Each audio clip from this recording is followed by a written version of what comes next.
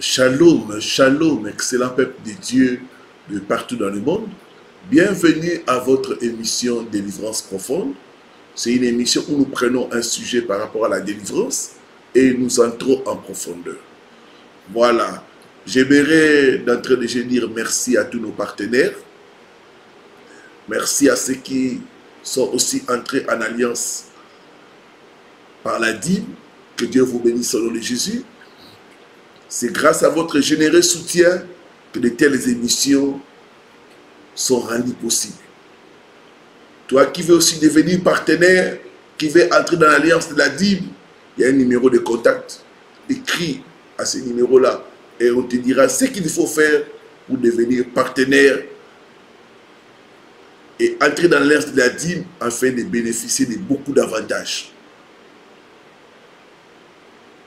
Voilà, que Dieu soit loué. Nous allons prier pour commencer. Père Céleste, il est écrit, tu as envoyé ta parole et ta parole les délivra. Ta parole s'apprête à sortir, qu'elle puisse délivrer ton peuple de toute ignorance, de tout aveuglement. Parle, car nous voulons t'écouter. Que l'homme disparaisse et que toi tu sois vu. Au nom de Jésus-Christ, Amen. Amen. Amen. L'impact de la sorcellerie dans l'Église. 1 Jean 3, le verset 8.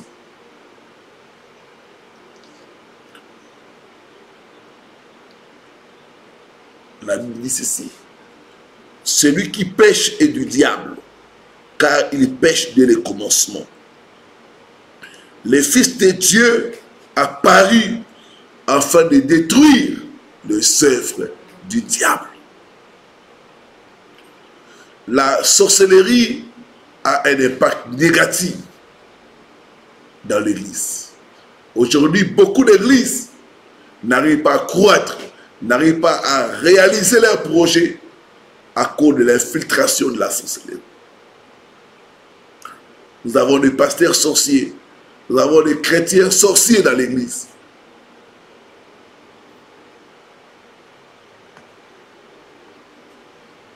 Comme dit la parole de Dieu, mon peuple est détruit faute de connaissances.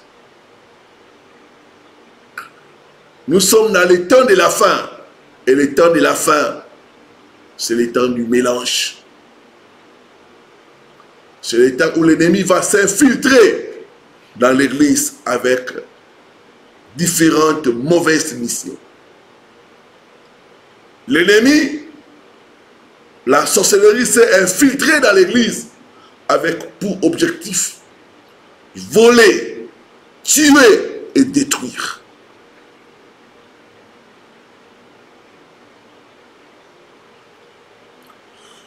Voici quelques missions de la sorcellerie dans l'église. 1.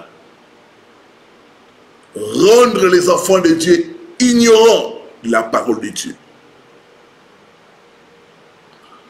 Quand les sorciers sont dans une église, ils vont empêcher les gens d'écouter la parole de Dieu. Ils savent l'importance de la parole de Dieu. Ils savent que la foi vient de ce qu'on entend. Et ce qu'on entend vient de la parole de Dieu. Ils vont faire à ce que quand on est en train de prêcher, ils vont envoyer les sommeils. Quand on est en train de prêcher, les pensées des gens vont divaguer. Quelqu'un peut être là physiquement, mais dans les pensées, il est déjà très loin. Il est ailleurs. D'autres, on les envoie à l'assoupissement. Quand on commence à prêcher, ils s'endorment. C'est la sorcellerie. Combien de gens dorment au moment de la prédication? Combien de gens sont distraits au moment de la prédication? C'est l'œuvre de la sorcellerie. Rendre les gens ignorants de la parole de Dieu. Comme ça, ils pourront bien opérer. Deuxième mission, bloquer les enfants de Dieu dans la pauvreté en créant la lourdeur dans les offrandes et les dîmes. En disant aux gens, par exemple, Dieu n'a pas besoin des offrandes et des dîmes. Quand vous donnez vos dîmes, vos offrandes, vous êtes en train d'enrichir les hommes de Dieu. C'est un mensonge du diable. C'est un mensonge de la sorcellerie. Pour maintenir les enfants de Dieu dans la pauvreté. Bien aimé, vous devez savoir que la mission de l'Antichrist sera de faire cesser l'offrande dans l'église. Et c'est ça la sorcellerie. Quand les sorciers viennent, ils combattent les finances de l'église. Il faut cesser les offrandes dans l'église. Toute personne qui se lève pour donner à l'œuvre de Dieu, c'est une personne à abattre, c'est une personne à détruire les finances, à bloquer, à détruire même son mariage.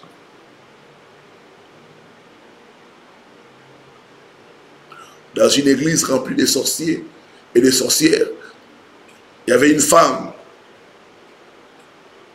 qui chaque fois répondait aux appels de fonds. Et une femme qui était dans la sorcellerie est allée l'accuser auprès de son mari. Vous dites que ta femme là, à l'église, elle fait beaucoup de dons. Elle se montre que c'est elle qui est la plus riche. C'est comme si l'homme de Dieu l'a envoûté.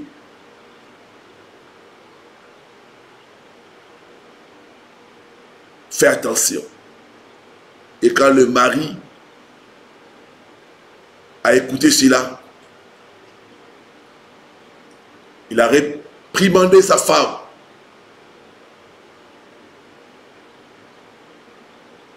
Pour lui dire de ne plus faire les dons.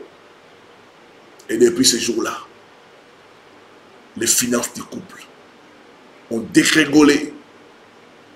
C'était les offrandes que la femme faisait qui protégeaient le travail de l'homme et qui les faisaient avancer. Bien-aimés, les sorciers se sont infiltrés dans l'église. Ils sont là en train de décourager les gens à ne pas donner les offrandes à Dieu, à ne pas soutenir l'œuvre de Dieu, à ne pas soutenir les serviteurs de Dieu. Parce qu'ils savent qu'en le faisant, c'est la voie où Dieu bénit ses enfants. Dans une église, il y avait un bien-aimé qui avait beaucoup d'argent. Chez nous, on parle de millions. 1 million de francs, c'est à peu près 500 €. Et ses frères, des fois, ils se promenaient avec des millions. Quand le pasteur demandait l'argent pour le projet de l'église, pour qui donner l'offrande, qui donnait la dîme, il ne se levait jamais. Et putain, il avait 2 millions. Et à la fin de chaque culte, il disait aux frères, voilà, j'ai des millions avec moi. Et je ne donnerai aucun franc à cette église ni à ses pasteurs. Au lieu même de refuser de donner, il a commencé à influencer d'autres personnes. Quelque temps après, la colère de Dieu est descendue sur le frère. Il a tout perdu.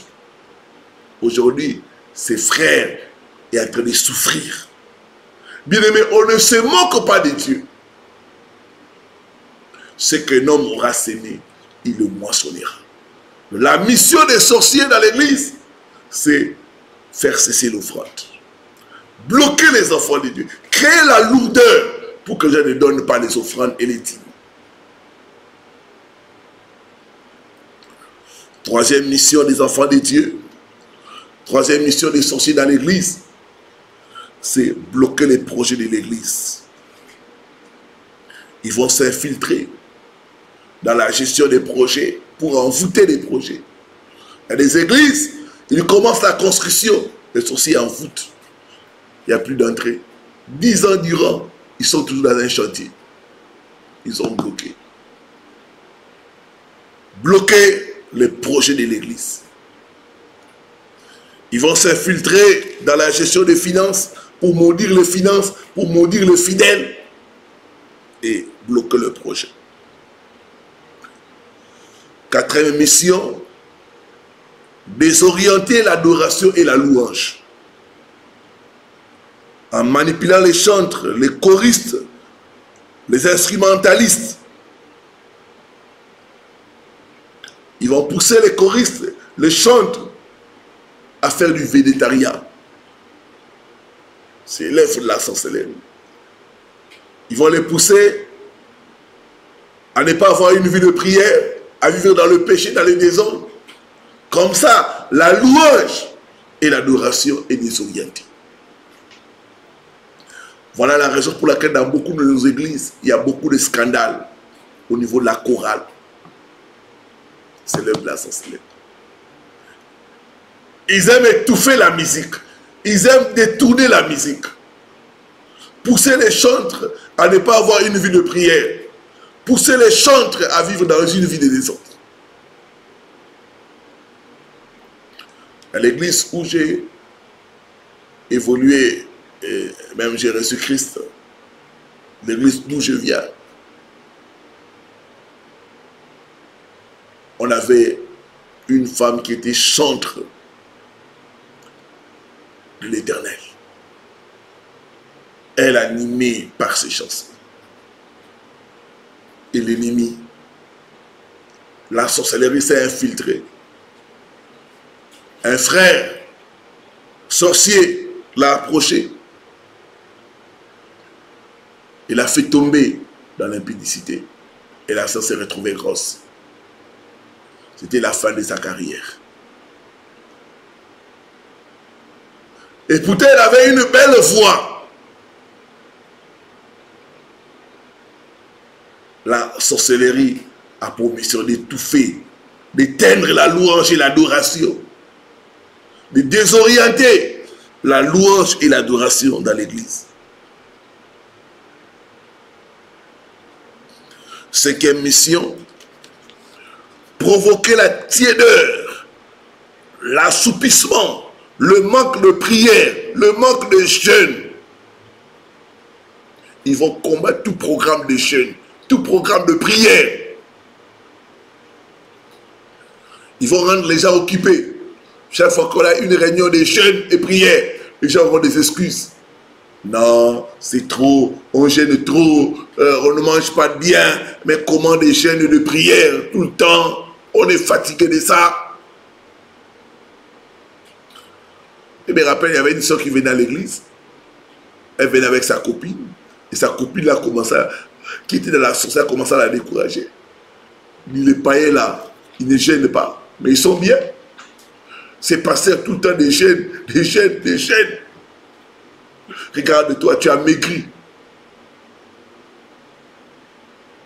Et c'est plus tard qu'on a découvert que cet ami-là, sa copine-là, était dans la sorcellerie. Mais toute personne dans l'église qui te décourage à chercher Dieu, à gêner, à prier, son état d'âme est suspect.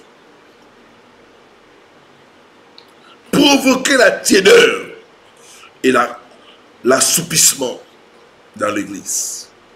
Éteindre le feu de la prière. Ils vont provoquer des choses à ce qui à rendre l'église administrative. L'église explose dans l'administration. Au point où on néglige la prière, on néglige les jeunes, on néglige les programmes spirituels. C'est les programmes matériels qu'on met en avant. C'est la sorcellerie. Sixièmement, provoquer la confusion dans l'église. Des scandales. Toute église où tu vois il y a des scandales, c'est la sorcellerie. Quand ils sont dans les églises, ils provoquent des scandales. Des fausses accusations. Des disputes. Des divisions. Des rancœurs. Monter les uns contre les autres. C'est l'œuvre de la sorcellerie. Je me rappelle, à un moment donné, on avait des rapports tendus avec mon père spirituel. Les sorciers sont immixés. Ils ont inventé des choses pour que mon père spirituel puisse me haïr, me détester. Ils ont voulu nous diviser entre moi et mon père spirituel. La sorcellerie. Ils n'aiment pas l'unité. Ils vont commencer à diviser les gens dans l'église, à créer des partis, des sectes dans l'église. C'est leur travail. Dernière mission, enfin, bloquer la bénédiction des enfants de Dieu. Dans l'église où je viens, quand on a commencé, j'étais intercesseur. À un moment donné, Dieu a révélé qu'il y avait 3 femmes qui bloquaient le mariage dans l'église. À l'époque, il n'y avait pas de mariage, Bien aimé, on a commencé à gêner, à prier. On a commencé à attaquer la sorcellerie dans l'église. Ces 3 femmes ont fui. Et quelques temps après, les mariages ont été libérés. Les gens ont commencé à se marier, à se marier. Au point où les gens, même dans l'environ de l'église, disaient, ah, c'est pasteur, il a touché au fétiche. Comment chaque fois il y a des mariages? Comment il ne se passe pas un mois sans qu'il y ait le mariage? Il bloque la bénédiction des enfants de Dieu. Ma prière, que les sorciers dans l'église soient exposés et neutralisés au nom de Jésus-Christ. Toute personne qui pratique la sorcellerie dans le temple soit exposée et neutralisée au nom de Jésus-Christ. Dieu va nettoyer son église. Dieu va purifier son église de toute sorcellerie au nom de Jésus-Christ. Il dit, je bâtirai mon église et les portes de séjour des morts ne prévaudront pas contre elle. La sorcellerie ne pourra pas détruire l'église de Dieu. La vraie église de Dieu. Jamais. Il a dit, ils vous feront la guerre, mais ils ne vous vaincront jamais. C'est pourquoi nous sommes en train de dénoncer, de condamner les œuvres de la sorcellerie dans nos églises. Au nom de Jésus-Christ. Que Dieu bénisse sa parole. Père, je t'apporte ton peuple de partout dans le monde qui nous a suivis. Tu es le Dieu qui fait la différence. Fais la différence. Seigneur, nettoie nos églises. Enlève les sorciers dans nos églises vers les races. Purifie nos églises de toute sorcellerie. Au nom de Jésus-Christ Nazareth. Tu as dit, tu bâtiras ton église et les portes de la sorcellerie n'auront pas la victoire. Qu'il en soit ainsi. Au nom de Jésus-Christ. Soyez bénis au nom du Père, du Fils et du Saint-Esprit. Amen. Amen. Amen. Merci de liker et de partager. Pourquoi pas de commenter par des Amen, des Alléluia. C'est édifiant. J'ai eu ma part.